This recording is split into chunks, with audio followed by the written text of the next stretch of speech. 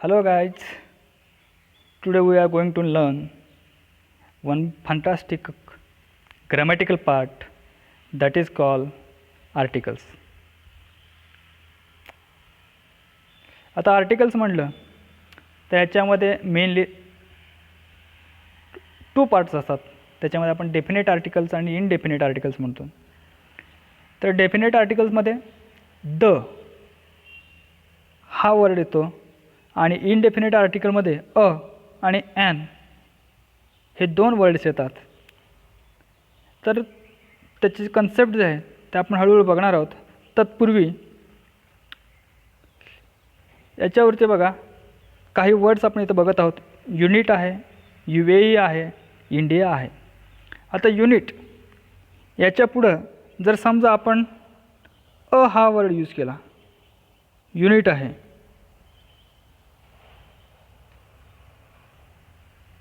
तर या युनिटच्या पुढे समजा आपण अ म्हणजे आपण असं म्हटलं तर ॲन हा जर वर्ड आपण यूज केला आणि UAEच्या पुढं UAE ह्याच्या पुढं पण आपण जर ॲन हा यूज केला आणि इंडिया ह्याच्या पुढं समजा आपण द हा वर्ड यूज केला, तर टोटली हा आपला कन्सेप्ट जो आहे त्या कन्सेप्ट हा चुकीचा झालेला. आपला जो आन्सर आहे तो आन्सर काय झाला, आपलं चुकलेला आहे. तर तो चुकीचं कसं आहे, का आहे, हे आपण हळूहळू स्टेप वाईज आपण बघणार आहोत. तर बघा मेनली जर इंग्लिशमध्ये बघितलं, हिअर इन इंग्लिश 26 अल्फाबेट्स. आता ह्या 26 अल्फाबेट्समध्ये 5 ओवेल्स आहेत आणि त्या 5 ओवेल्स नंतर जे रिमेनिंग पार्ट आहेत, जे रिमेनिंग अल्फाबेट आहेत त्याला आपण कन्सोनंट म्हणतो. तर ते कन्सोनंट कोणते, तर बघा म्हणजे ओवेल्सला सोडून बाकीचे राहणारे पार्ट ह्या कन्सोनंट असतील. आता याच्यामध्ये ओवेल्स आहेत. ओवेल्स हे मेनली 5 आहेत, म्हणजे 5 आहेत. आता या 5 पैकी ते कोणते, तर AEIOU हा ओवेल आहे. समजा तुम्हाला हा जर कन्सेप्ट समजत नसेल, म्हणजे AEIOU हा जो वर्ड आहे, हे जे 5 ओवेल्स आहेत, हे 5 ओवेल्स जर समजा तुम्ही ध्यानात ठेवू शकत नसाल, तर माझ्याकडे एक सिम्पली ट्रिक्स आहे. ते ट्रिक्स म्हणजे काय, तर बघा तुम्ही घरात आहे असं समजा, घरात असून नाही का तुम्ही काय करणार आहात, तुमची आई आहेत, त्या आईला तुम्ही हाक मारता. तर ती कसं बघा, ह्याच्यामुळे मला सांगतो आहे. AIOU बघा आलं की नाही याच्यामध्ये. ह्याच्यामध्ये कोण करणार आहे बघा, ए आला, आय आला, ई आला, ओ ती हाक दिल्यानंतर समोरून होकारच आहे, मग ती म्हणते ओ म्हणते, मग त्याच वेळेस नाही का यू हा असं पण म्हणू शकतो. ओके. तर आता पुन्हा बघा इथं काही वर्ड्स आहेत. बॅट आहे, बॉल आहे, गर्ल आहे, स्टुडंट आहे, बाकीचे पण बाकी सेकंड पार्टमध्ये पण आहेत. हे वर्ड्स आहेत. तर बघा आता बॅट म्हणजे आता बॅटच्या पूर्वी जो फर्स्ट लेटर आहे बॅटचा बी आहे. मग बी हा ओवेल आहे का, नाही. याचा अर्थ बी हा ओवेल नाही, म्हणून बीच्या पूर्वी आपण इथं अ वापरू शकतो. आता बॉल हा ओवेल आहे का, बीचं बॉलच्या पहिला जो लेटर आहे तो पहिला लेटर ओवेल आहे का, तर ओवेल नाही आहे, तर त्या ठिकाणी आपण ए वापरू शकतो. का म्हणलं तर आपण before the noun we can use articles, म्हणजे नावापूर्वी आपण हे आर्टिकल्स वापरत असतो. आणि कन्सेप्टनुसार जर बघितलं, ओवेल्सने जर तो लेटर किंवा तो जर नाऊन आहे तो जर सुरुवात होत असेल, तर त्या ओवेल्सच्या पूर्वी आपण ॲन हा वापरत असतो. आता इथं कन्सोनंट आहे, बी हा कन्सोनंट आहे, राईट. बी हा कन्सोनंट आहे. इथे सेकंडला बॅटमध्ये बी, सेकंडला बॉलमध्ये बी हा फर्स्ट लेटर कन्सोनंट आहे. आणि इथं बघा गर्लमध्ये पण फर्स्ट लेटर हा काय कन्सोनंट आहे, म्हणून ह्याच्यापूर्वी पण अ वापरलं जाईल. आणि त्यानंतर स्टुडंट हा वर्ड आहे, बघ कुठे आहे इथं खाली, स्टुडंटचं फर्स्ट लेटर काय यस आहे, यस हा कन्सोनंट आहे, यसने तो नाऊन स्टार्ट होतो आहे म्हणून एसच्या पूर्वी नाहीतर आपण स्टुडंटच्या पूर्वी आपण अ हा वापरला जात असतो. ओके, आता पुढं बघूया. इथं आणखीन काही वर्ड्स आहेत आपल्याकडे. आता याच्यामध्ये आपण बघतोय ते वर्ड्स कुठले, तर इथं आहे युनिव्हर्सिटी. युनिव्हर्सिटी हा वर्ड आहे. युनिक हा एक वर्ड आहे किंवा आपण त्याला नाऊन म्हणतो. युनिटी हा नाऊन आहे. युसेज, अम्ब्रेला हे काही वर्ड्स आपण इथं स्क्रीनवरती आपण पाहत आहोत. तर मगाशी मी तुम्हाला सांगितलं होतं, जर सुरुवातीचं जर अक्षर किंवा सुरुवातीचा जो आपण त्याला लेटर म्हणतो इंग्लिशमध्ये, तो जर समजा वोवेल्सने सुरुवात होत असेल तर त्याच्यापूर्वी आपण काय वापरणार आहोत, ॲन. अदरवाईज अ हा वापरला जात असतो. तर बघा इथं युनिव्हर्सिटी यू इथं आहे म्हणून आपण इथं इथं युनिव्हर्सिटीला यू आहे म्हणून इथं आपण ॲन वापरलं. पण युनिक यूने स्टार्ट होते म्हणून ॲन वापरलं.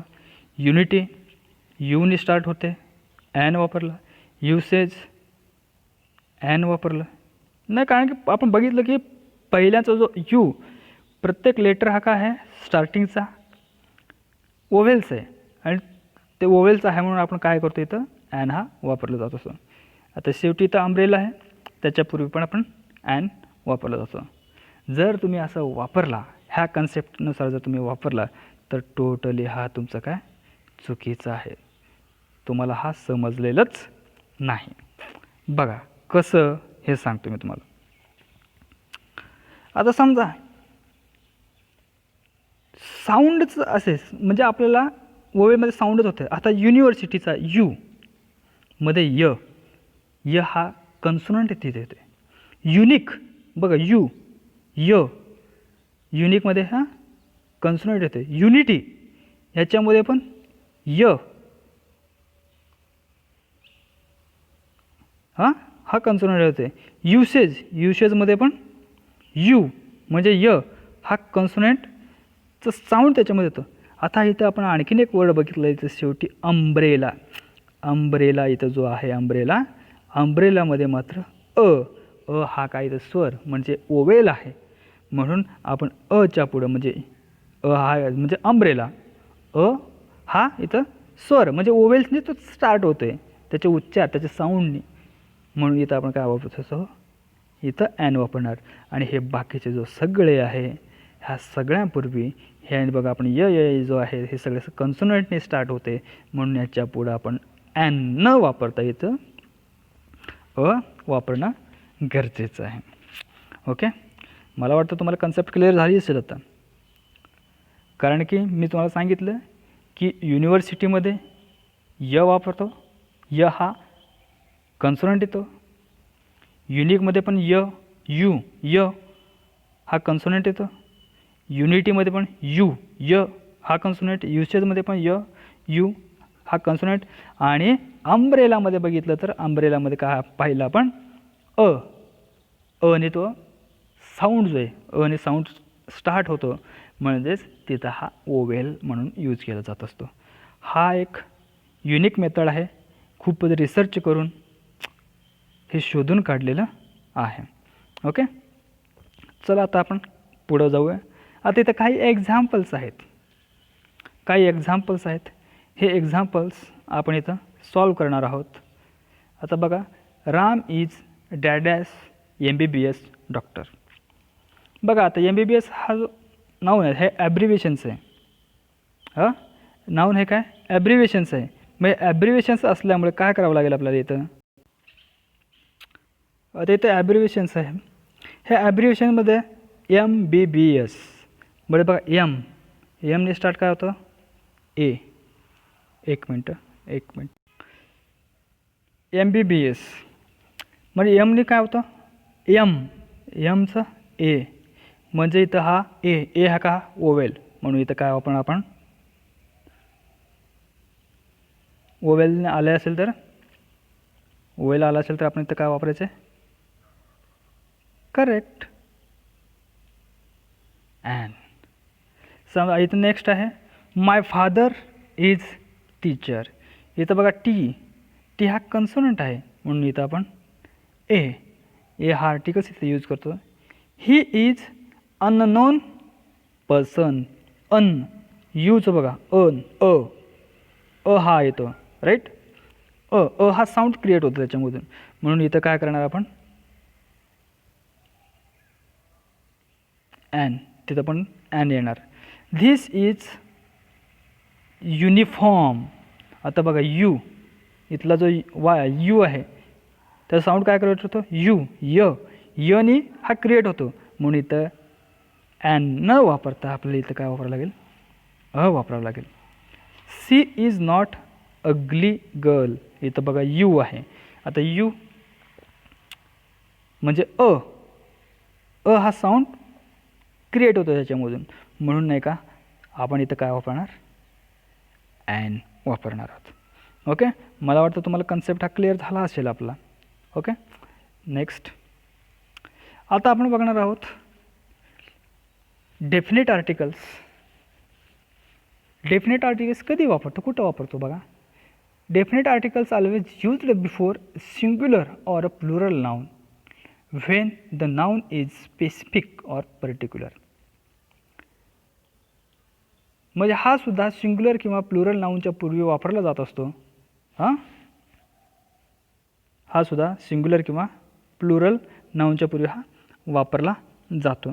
तर बघा आपण इथं बघूया तो काय म्हणतो नाही the noun is specific or particular. ह्याच्यामध्ये काहीतरी स्पेसिफिक आहे पर्टिक्युलर काहीतरी आहे ते दाखवण्यासाठी. आता एक्झाम्पल म्हणले the dog that beat me and ran away. आता ह्याच्यामध्ये डॉग आहे. डॉग हा नाऊन आहे. हे डॉगच्या पूर्वी आपण इथं बघतोय द. डॉगच्या पूर्वी आपण हा इथं काय बघितलं द. हा जो द आहे हा the dog that beat me and ran away. इथं काय केलेलं आहे तो स्पेसिफिकली एक कुत्रा आहे तो कुत्रा चावून पळाला म्हणजे स्पेसिफिक म्हणजे पर्टिक्युलर एका कुत्र्याबद्दल त्यांनी सांगितलं मग तो डॉग म्हणून त्याच्यापूर्वी आपण द हा यूज केलेला आहे. I saw the elephant. बघा I saw the elephant at the zoo. आता एलिफंट म्हणजे झूमधून एक स्पेसिफिक म्हणजे एकमेव जो म्हणतो आपण स्पेसिफिक एकमेव असतो आहे म्हणजे एकमेव ॲनिमल आहे एलिफंट जो त्याने त्याच्यामध्ये बघितला म्हणून त्यापूर्वी द हा वापरला जात असतो. ओके, आता बघा आपण काय करणार इथं डू यूज द बिफोर म्हणतो आपण. म्हणजे द हा कोणाच्या समोर नेमकं वापरावं हे याच्यामध्ये काही सांगितलेलं आहे. तर पहिला बघा द नेम्स ऑफ रिवर म्हणजे कोणतीही जी नदी आहे नदी गंगा यमुना जे काय असतील त्या नदीच्या अगोदर आपण नाही का द वापरत असतो. ओशियन अँड सीज म्हणजे समुद्र असू दे किंवा महासागर असू दे महासागरापूर्वी किंवा ह्या समुद्रापूर्वी ज्यांचे जे समुद्राची नावं आहेत ह्या सर्व नावाच्या पूर्वी आपण काय वापरतो द वापरत असतो. आता सेकंड आहे पॉईंट्स ऑन द ग्लोब. आता ग्लोब म्हणजे पृथ्वीवरचे जे काही पॉईंट्स आहेत त्या पॉईंट्सवरती म्हणजे the equator the north pole the south pole जे काही असेल त्या ग्लोबवरचे जे काही पॉईंट्स आहेत त्यांचे जे नावं आहेत हे नावं दर्शवण्यासाठी आपण द वापरतो. आणखीन एक म्हणलं जॉग्राफिकल एरियाज म्हणजे जॉग्राफिकल एरिया ज्या भूगोलाचे वैशिष्ट्य म्हणजे भूगोलाचे जे एरियाज आहेत ते for example the Middle East the West desert forest gulfs and peninsulas. म्हणजे ह्यासारखे आपण जे काही जॉग्राफिकल ठिकाणं म्हणतो आपण काही ठिकाणी भौगोलिक जे ठिकाण आहेत ह्या भौगोलिक ठिकाणासाठी त्याच्यापूर्वी आपण द वापरला जात असतो. आता बघा इथं ह्याच्यामध्ये परत आपण म्हणतो the Sahara the Persian gulf the black forest the peninsula. Okay, do not use the before. आता आपण इथं बघणार आहोत म्हणजे द कुठं वापरू नये, कुठं वापरू नये हे यांनी सांगितलेत. Names of most countries and territories. बघा म्हणजे नेम्स म्हणजे नावं, म्हणजे देशाची नावं किंवा काही ठिकाणाची नावं, प्रदेशाची नावं ह्यांच्यापूर्वी आपण वापरायचं नाही. द हा कधी वापरायचा नाही. द इटली, द मेक्सिको हे चालणार नाही. आता नेक्स्ट म्हटलं तर आपण names of cities, towns or states. म्हणजे सिटीची नावं, गावाची नावं, शहराची नावं किंवा रस्त्याची नावं हे जे काय असतील ह्या ठिकाणी आपण त्याच्यापूर्वी आपण वापरायचं नाही. Names of streets, names of street म्हणजे रस्त्याचे जे रोड्स आहेत, रस्ते आहेत. फॉर एक्झाम्पल म्हणलं टिळक रोड वगैरे वगैरे जे आहेत, अशा द टिळक रोड असं न वापरता फक्त त्याची स्पेसिफिक नावं नाही ते त्याच्यापूर्वी ते वापरायचं नाही. नेम्स ऑफ लेक्स अँड बेज. आता नेम्स ऑफ लेक्स, लेक्स आणि बेज.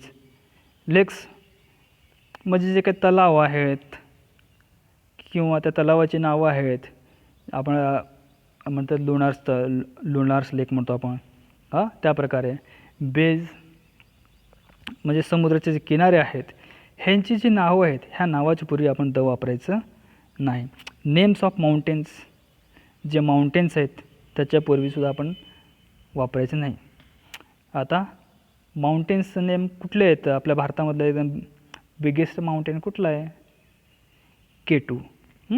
त्या प्रकारचे जे आहेत पिक्स म्हणजे आपण हे त्याच्यापूर्वी वापरायचे नाहीत. Names of continents. बघा टोटल जे कंटिनेंट आहेत 7 कंटिनेंट, त्या 7 कंटिनेंट्सच्या पूर्वी आपल्याला ते वापरायचं नाहीत. एशिया, युरोप, ऑस्ट्रेलिया, अमेरिका जे काय असेल ते. Names of island. जे काय आयलँड आहेत ज्याला आपण बेट म्हणतो, ह्या बेटाची जी नावं आहेत ह्या बेटाच्या नावावरती पण पूर्वी आपल्याला द वापरायचं नाही. Okay, is that clear? मला वाटतं तुम्हाला सगळं समजत असेल. आता आपण इथं आहे ओमिशन ऑफ आर्टिकल्स. ओमिशन म्हणजे असे काय जिथं वापरायची गरजच नाही, म्हणजे ते आपण टाळलो तसं. म्हणजे नेम्स म्हणजे ह्याच्यापूर्वी कधीही लागतच नाही, कुठलेही आर्टिकल्स ह्याच्यापूर्वी लागत नाही. Names of languages and nationalities. आता लँग्वेजेस म्हणजे लँग्वेजमध्ये बघा कुठली हिंदी असो, मराठी असो, इंग्लिश असो, स्पॅनिश, चायनीज, कुठली पण लँग्वेज असो, ह्या लँग्वेजच्या पूर्वी म्हणजे हे जे भाषा आहे ह्या लँग्वेजच्या पूर्वी कधीही आर्टिकल्स वापरतच नाही आपण. आणि आता इथं काय होतं नॅशनॅलिटीज, रशियन, इंडियन जे काय असेल, अमेरिकन, ह्याच्यापूर्वी पण आपण नॅशनॅलिटीजच्या पुढं पण आपण वापरत नाही. नेम्स ऑफ स्पोर्ट्स म्हणजे नेम्स ऑफ स्पोर्ट जे स्पोर्ट्स आहेत, स्पोर्ट्सची नावं व्हॉलीबॉल, हॉकी, क्रिकेट हे जे काही आहेत ह्याच्यापूर्वी पण आपण आर्टिकल्स वापरत नाही. नेम्स ऑफ ॲकॅडमिक सब्जेक्ट म्हणजे असं काही स्पेसिफिक सब्जेक्ट आहेत त्याच्यापूर्वी पण आपण वापरत नाही. फॉर एक्झाम्पल मॅथमॅटिक्स म्हणा, बायोलॉजी म्हणा, हिस्ट्री, ॲक्सेट्रा. ओके, तर मला वाटते तुम्हाला हा टॉपिक पूर्ण समजला आहे अशी आशा गृहीत धरतो. आणि मी माझा हा जो फर्स्ट व्हिडिओ आहे तो इथेच स्टॉप करतो.